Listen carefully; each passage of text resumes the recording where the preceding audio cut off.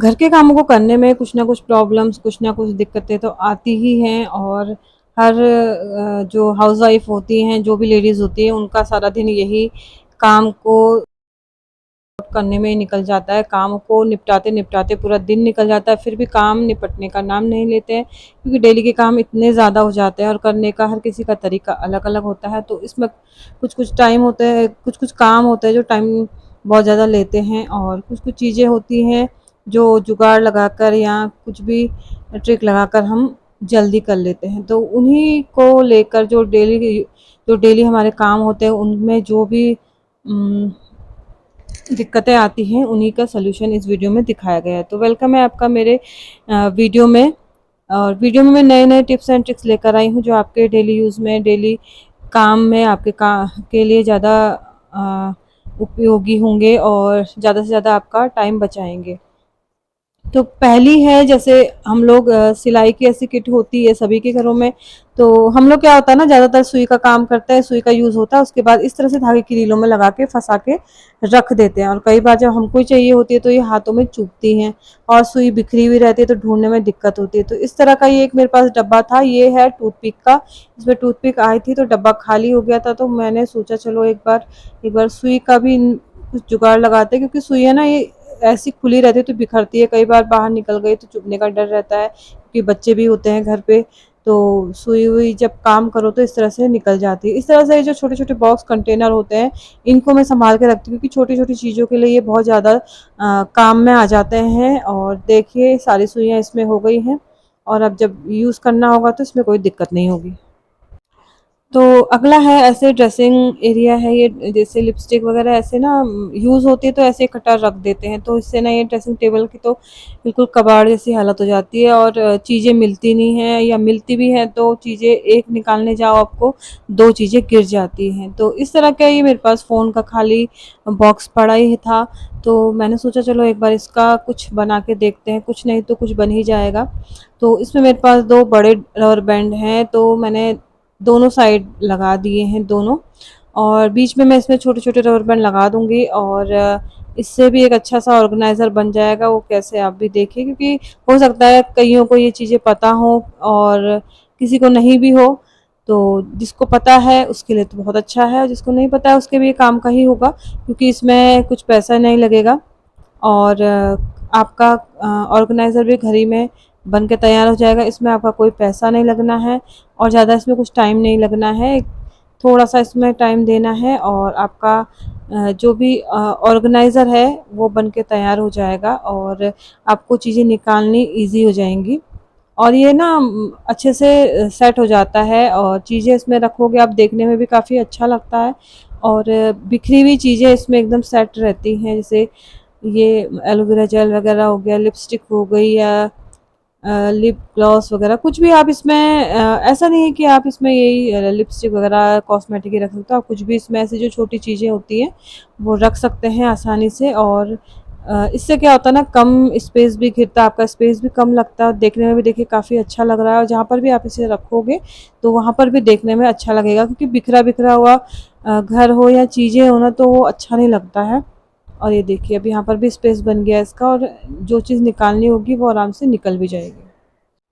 Next tip भी बहुत काम की है, क्योंकि मिर्च को ना काफ़ी टाइम तक, लंबे टाइम तक अच्छे से रखना, स्टोर करके रखना, जो कि सड़े ना, सही रहें, सूखे ना, ये भी बहुत बड़ा एक काम होता है। और मिर्च जल्दी ख़राब भी हो जाती है। अब इसको कैसे रखा जाए कि ये लंबे टाइम तक चल जाए। अ, उसके लिए क्या करना है कि जैसे कोई भी एक कंटेनर ले लीजिए, या कांच की बोतल, एयर टाइट बॉक्स, कुछ भी चलेगा। उसमें आप नीचे एक टिश्यू पेपर बिछा दीजिए, और जो इसकी डंडी होती है मिर्च की, ये आप निकाल दीजिए। ये देखिए जैसे मैं निकाल रही हूँ, क्योंकि ये मैंने पहले ही धो के इसमें लगा दी है टोकरी में, धो के पानी निकल जाएगा, सारी सब्जी सूख जाएगी, क्योंकि हरी सब्जी है ना जल्दी ख़राब हो जाती है। तो इसको धो के अच्छे से इनका पानी निकाल के सुखा कर ही इनको फ्रिज में रखना होता है। तो ये देखिए इस तरह से इसकी डंडी तोड़ के, मैं सारी तोड़ के नहीं दिखा रही हूँ, इस तरह से आप डंडी तोड़ के टिश्यू इसमें डाल के ऐसे रख देंगे इसको फ्रिज में, तो ये काफ़ी टाइम तक आपकी सूखेंगी भी नहीं और गलेंगी भी नहीं। अगला एक डीआईवाई कह लीजिए या जो भी कह लीजिए, ये पुराने ना आटे चावल के जो कट्टे थैले इस तरह के होते हैं ना, काफ़ी सारे इकट्ठे हो जाते हैं। अब इसको आप करोगे क्या, रखोगे तो बहुत सारे इकट्ठा हो जाते हैं, क्योंकि ये चीज़ें तो आती रहती, चावल हो गया, आटा हो गया। तो मेरे पास भी इस तरह के ना ये बोरियां काफ़ी सारी इकट्ठा हो गई थी।